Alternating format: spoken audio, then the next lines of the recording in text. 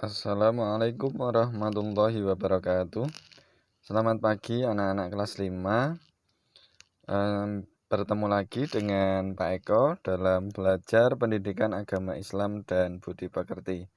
Anak-anakku, pada pagi hari ini kita sudah akan memasuki pelajaran yang ketiga. Cita-citaku menjadi anak soleh. Sebelum kita memasuki pelajaran ketiga, kita berdoa bersama-sama terlebih dahulu. Semoga ilmu yang kita dapatkan dapat bermanfaat dan membawa berkah. Anak-anakku, berdoa mulai. A'udzu billahi minasyaitonir rajim. Bismillahirrahmanirrahim. Rabbi zidni ilma warzuqni fahma birahmatika ya arhamar rahimin. Alhamdulillah anak-anakku, kita masuk ke pelajaran yang ketiga. Oh ya Pak Eko, ingatkan yang kemarin sudah melaksanakan penilaian tengah semester. Terima kasih. Bagi yang belum melaksanakan, bisa mengerjakan melalui link yang sudah Pak Eko berikan. Cita-citaku menjadi anak soleh. Bagaimana caranya menjadi anak soleh?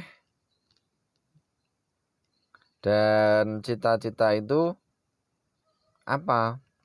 Cita-cita itu adalah keinginan dari seseorang yang nantinya akan atau ingin dicapai ketika sudah mencapai dewasa, usia dewasa, atau apa yang akan diraih selama beberapa tahun yang akan datang.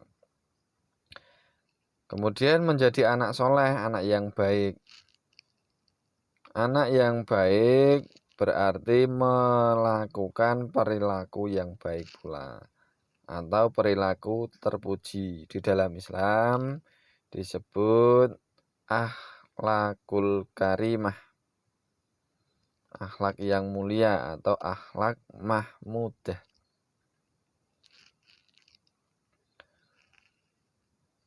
Baik anak-anak,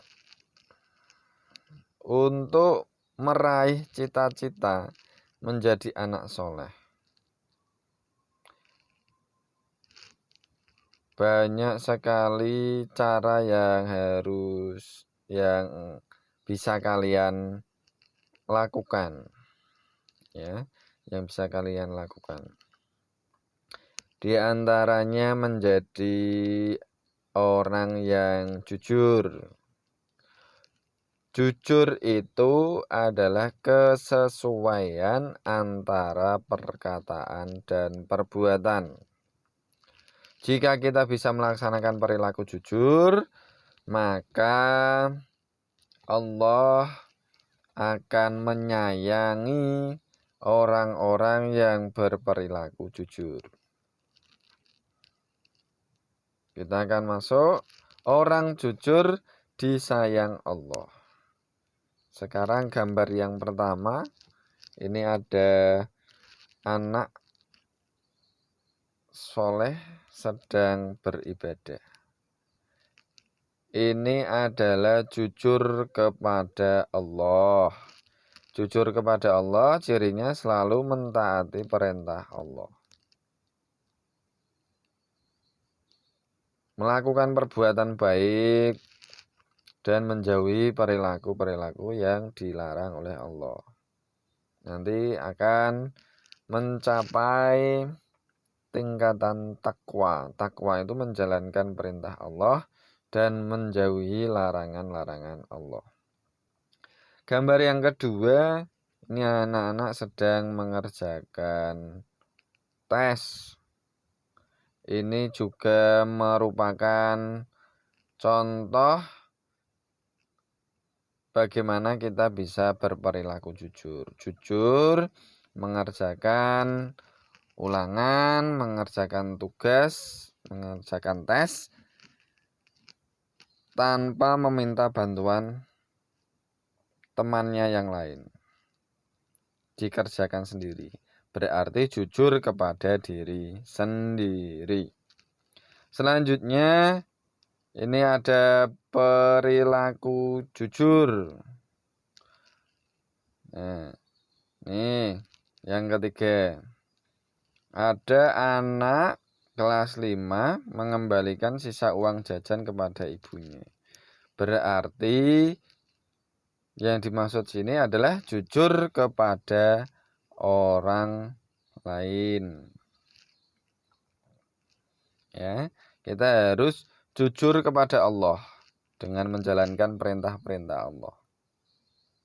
Jangan berbicara kita adalah orang Islam tapi tidak melaksanakan perintah-perintah Allah dan tidak menjauhi larangan-larangan Allah. Yang benar, kita adalah orang Islam, kita harus menjalankan perintah Allah dan menjauhi larangan-larangan Allah. Itu jujur kepada Allah. Jujur kepada diri sendiri, diantaranya dengan mengerjakan tes dengan sendiri, tanpa bantuan temannya atau menyontek. Yang ketiga ini adalah jujur kepada orang lain. Selanjutnya ada gambar, ini ada seorang anak berpamitan kepada orang tuanya, bersalaman. Kemudian ada yang kanan ini anak bersalaman dengan gurunya. Ini adalah contoh ya, gambar dari perilaku hormat dan patuh kepada orang tua dan guru. Yang pertama, kita harus hormat dan patuh kepada orang tua.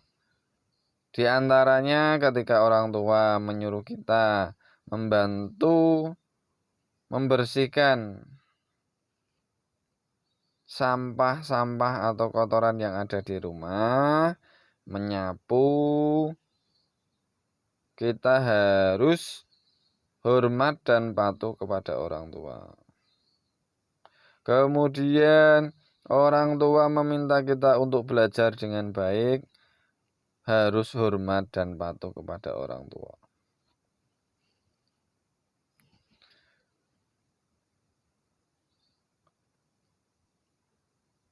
Selanjutnya,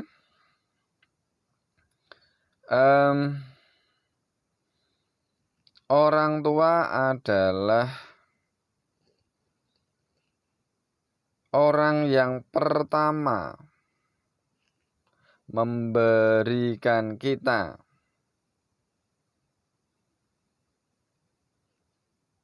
ilmu, memberikan kita pendidikan, baik jasmani maupun rohani. Kemudian orang tua yang mengasuh kita, membimbing kita, memberi makan kita, mendidik, mengajari, mengaji, dan menyekolahkan. Semua itu dilakukan oleh orang tua. Berarti anak-anak yang memiliki orang tua masih utuh, hormatilah orang tua kalian. Taatilah perintah-perintah orang tua kalian semasa masih hidup. Bersyukurlah bisa berbakti kepada orang tua semasa masih hidup. Jika ada anak yang memiliki orang tua meski hanya satu, karena mungkin menjadi anak yatim atau piatu, tetap hormatilah orang tua, tetap patuhilah perintah-perintah orang tua. Yang masih hidup, berbaktilah kepada orang tua. Yang orang tuanya ada yang misalnya sudah meninggal, Berbaktilah dengan cara mendoakan orang tua kalian yang sudah meninggal.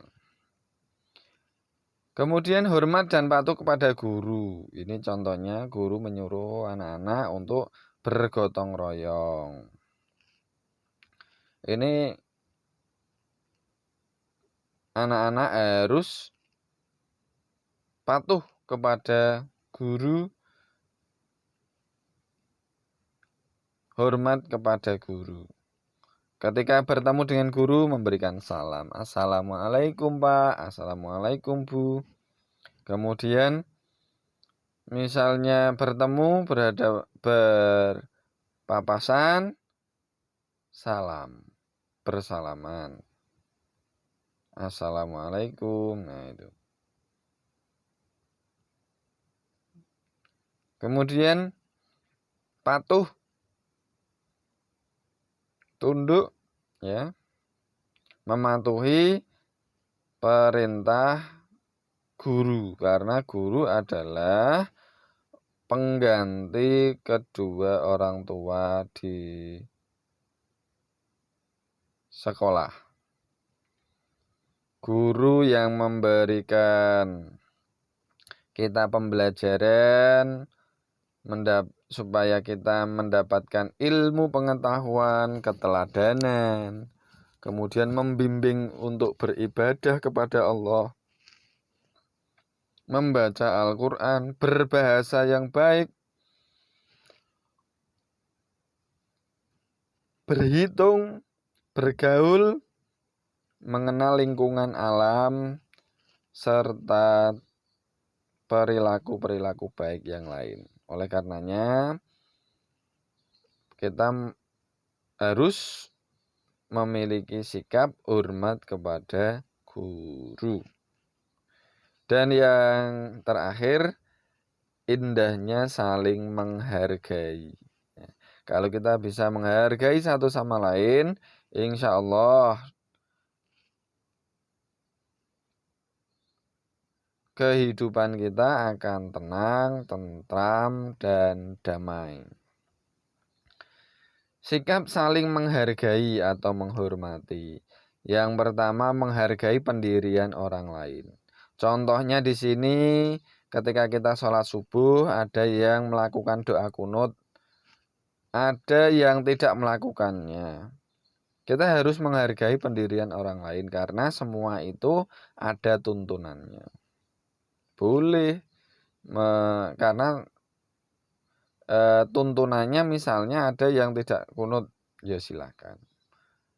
Ada yang melakukan doa kunut, ya silakan.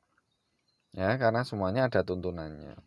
Kemudian menghargai keyakinan orang lain. Berbicara keyakinan berarti berbeda agama. Berbeda agama, contoh misalnya kita punya teman yang berbeda agama, kita harus menghargai sekalipun agamanya tidak sama dengan kita.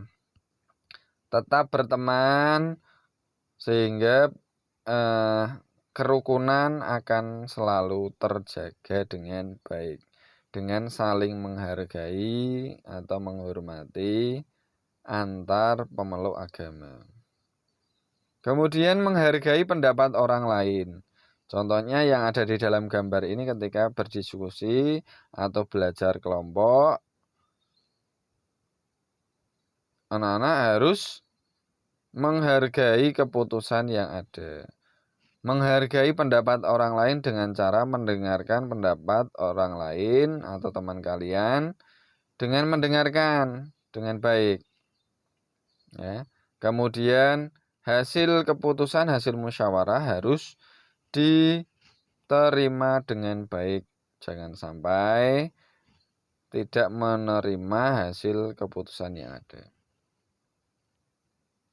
Itu anak-anakku, pembelajaran kita pada pagi hari ini. Ada yang pertama, supaya menjadi anak soleh, kita harus berperilaku jujur. Jujur pada Allah, jujur pada diri sendiri, maupun jujur pada orang lain. Kemudian hormat dan patuh kepada orang tua dan guru.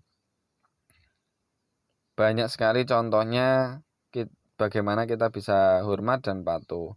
Bersalaman, menyapa, kemudian nolong orang tua ketika di rumah, di sekolahan membantu bapak ibu guru, mengikuti apa yang diperintahkan orang tua maupun guru. Yang ketiga adalah menghargai. Menghargai, yang pertama menghargai keyakinan orang lain, kemudian menghargai pendirian orang lain, yang ketiga adalah menghargai pendapat orang lain. Terima kasih dari Pak Eko. Untuk selanjutnya ini ada soal 10 ya. Anak-anak bisa kerjakan dengan baik. 8 ini ya. 8 anak-anak bisa kerjakan dengan baik. Nanti ditulis soalnya, kemudian dijawab, dan hasil jawabannya dikirim ke kontak WA Pak Eko. Kita baca hamdalah bersama-sama. Alhamdulillahirabbil alamin. Tsumma salam. Wassalamualaikum warahmatullahi wabarakatuh. Selamat belajar anak-anak.